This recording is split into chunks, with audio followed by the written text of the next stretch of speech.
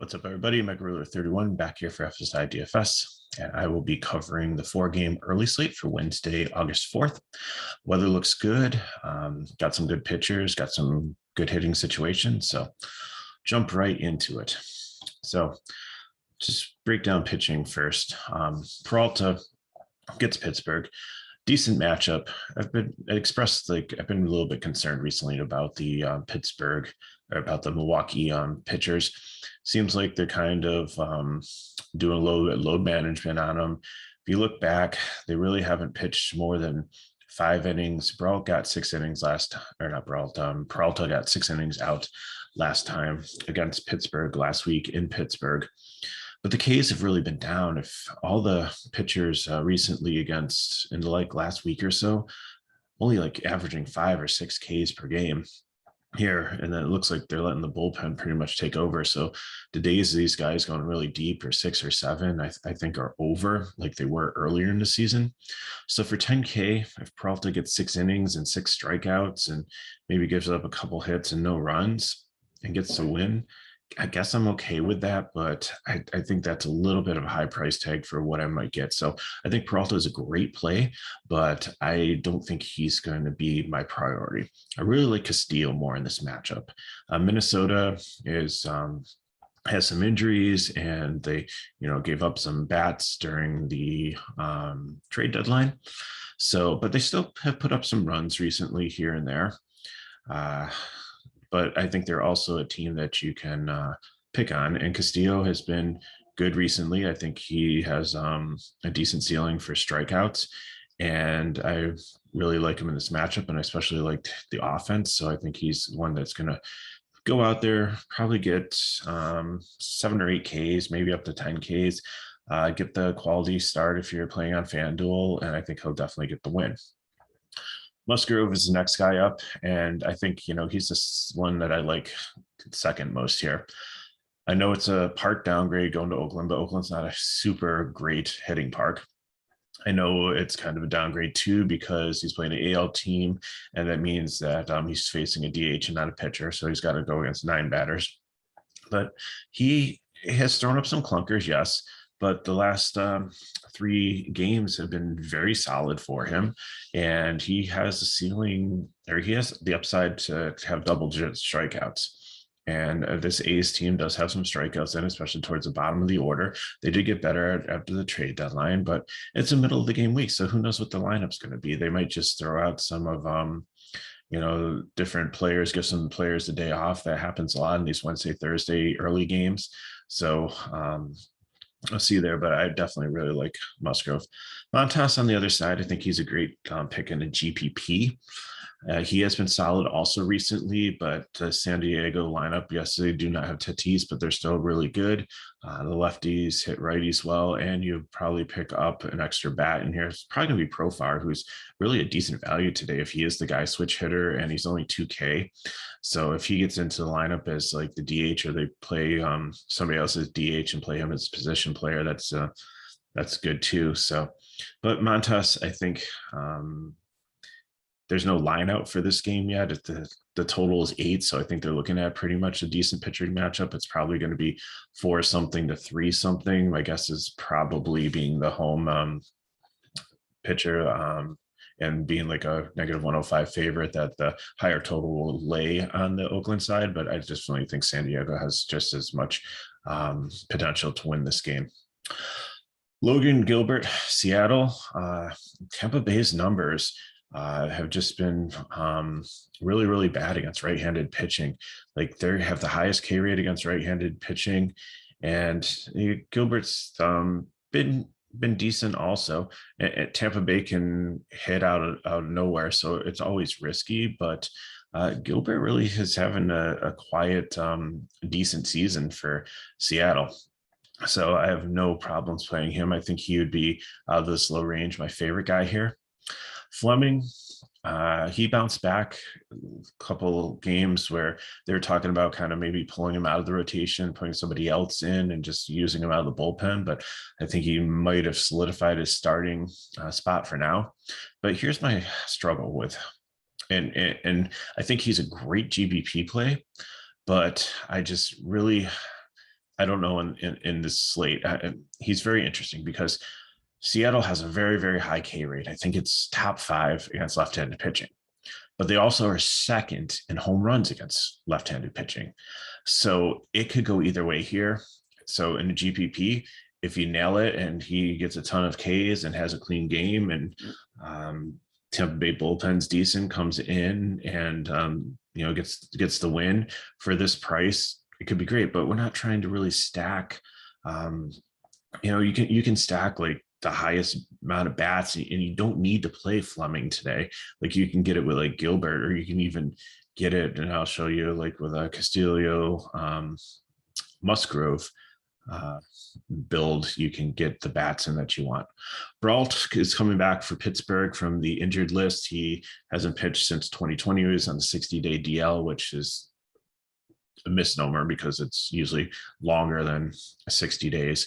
But he's coming back from like a groin injury or something like that. It wasn't anything to do with like his arm or anything. So he should be fine. And actually looking at his numbers, like against right-handed batting, like he wasn't that bad last year. His K percentage was over 20. He really didn't give up a ton of like power. So I don't know, coming back, maybe he's rusty, but Milwaukee has been quiet sometimes with their bats. So I'm not saying that this is a case where you want to play Peralta. You don't need to play Peralta in the context of the slate at all. But what I'm saying is, like, I'm seeing such a high total on these Milwaukee bats, and I'm just kind of questioning in cash if I really want to go there. Now, on the flip side, Brault is coming back. We don't know how stretched out he is. I'm assuming he maybe did some minor league time or throw some bullpen sessions. But in reality, like, I haven't seen a pitch count, but I don't think he's going out there for pitching like 5 or 6 innings. He did go pretty deep in the games last year. He had a couple complete games in the shortened 2020 season. So he isn't a gas can. He isn't a bad pitcher. But this Pittsburgh bullpen is horrible. So if he only goes out there for 2 or 3 innings just to kind of dip his feet in the water to get back into the major leagues, and this bullpen takes over, they have an ERA of 6. They have I think it was number 8 in home runs given up. And it's just once they get past Brault, then they definitely could open up on the bullpen. So I think that kind of helps the total for Milwaukee. It makes me feel a little bit better about playing them, but I don't think that Brault's definitely a play here. And I don't think that he's going to be horrible and that Milwaukee is going to absolutely light him up. I think if they do score runs, it's going to be after he's out of the game. Barnes on the other side, he's got really low ERAs. He only has 1 game, very little data on him, but I don't think he goes very deep. And I think Cincinnati's in a really great matchup here. So talking about bats, if you look at the first game, Cincinnati and Minnesota, I think Cincinnati is definitely my favorite stack here, especially the righties. I would have no problem taking Winker, and let's switch to hitters here. So as I look at them here, I don't really have any issue taking Votto and Winker lefty, but I do like India here. Stevenson's the one I'm kind of on the fence with. I like him, but to try to fit the stack in, I'm really not liking his price at 4.6 here. I think I'm going to pay down a little bit on catcher. Suarez, if he moves up in the order, maybe, but he's had a lot of strikeouts. So Farmer should get a decent spot. He might be batting second or third. So I'm definitely like him here at 3.6. And Aquino, I think at 2.7 righty, he might move up in the lineup. Even if he doesn't, even if he bats like 7 or 6, I think I really like him at the price there. Minnesota, you can take some shots on here. Castillo is a really good pitcher, but early in the season, he was a little volatile. I'd prefer the lefty bats against him, like so Polanco's switch hitter, some of the cheaper guys that get in there. I think Ariza sometimes leads off. Pretty sure he's a lefty.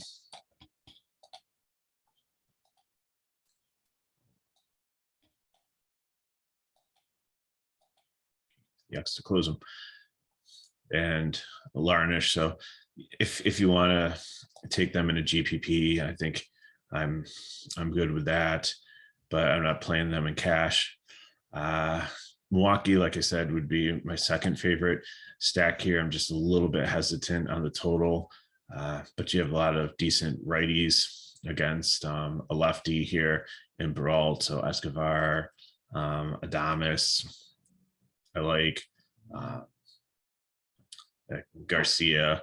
So you can build a nice stack there. I'm not against playing some San Diego bats in GPP also, or Oakland, but I think I'm sticking to Cincinnati, and I think I'm going to fill in with Milwaukee bats or Seattle bats. I think I just really like their matchup here against that pitcher. So if I'm looking at building lineups here, let's see here. So like I said, when I'm going for pitchers, I'm going to start out and I am going to take Castillo and I'm going to take Montas. For catcher, like I said, my primary stack is going to be Cincinnati, and I'm okay taking Stevenson, but I think I'm going to go down to Murphy. He's got the splits advantage against Fleming here. He's a decent catcher. He has some power. He's going to save me some money.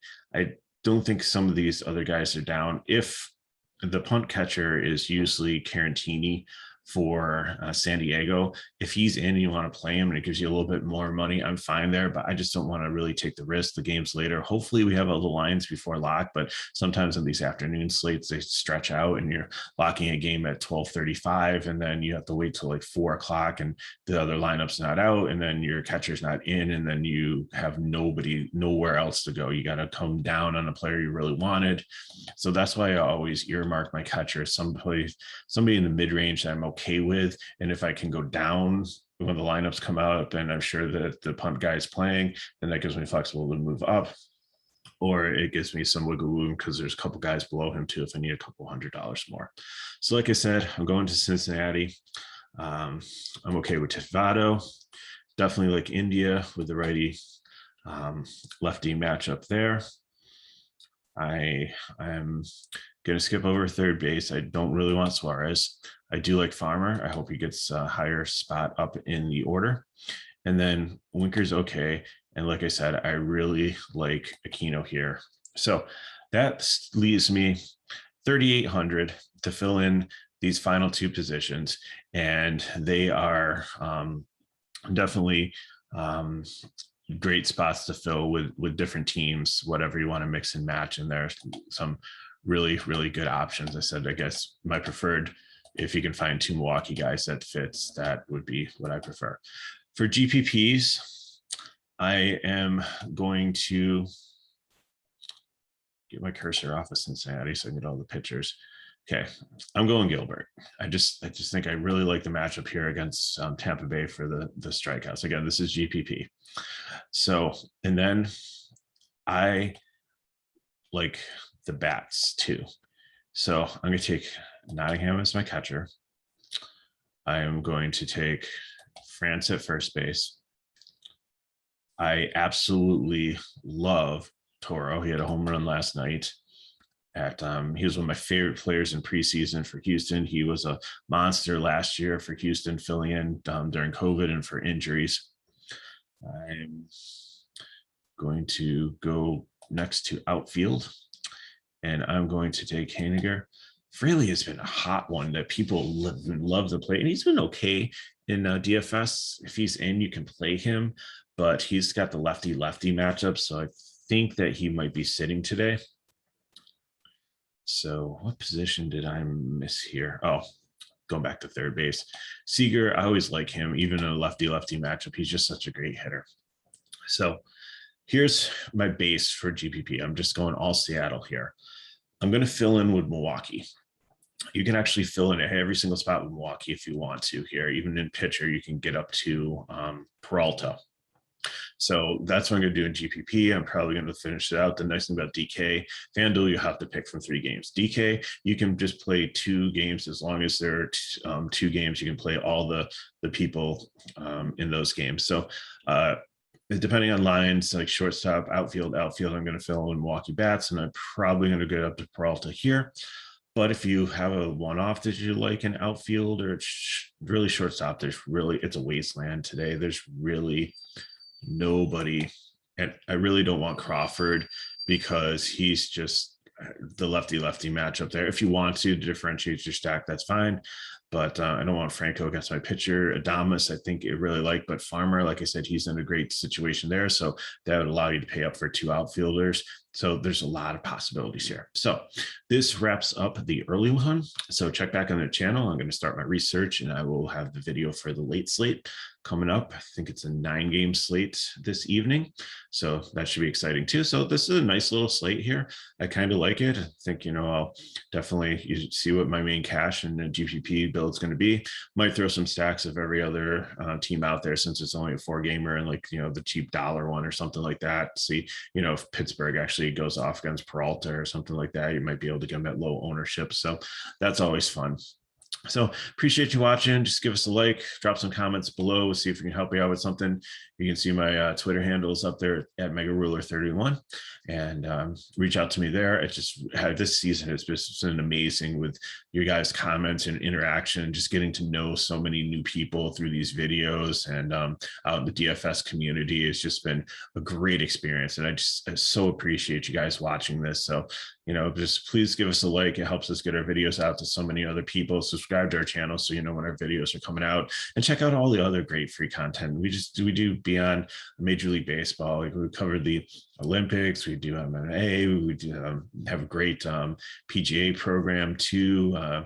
TK and I do NASCAR. That will be coming back this weekend. We have 3 races in 2 days, and we'll, pretty much try to get videos out for each one of those too. So once again, appreciate your viewership and good luck in this slate.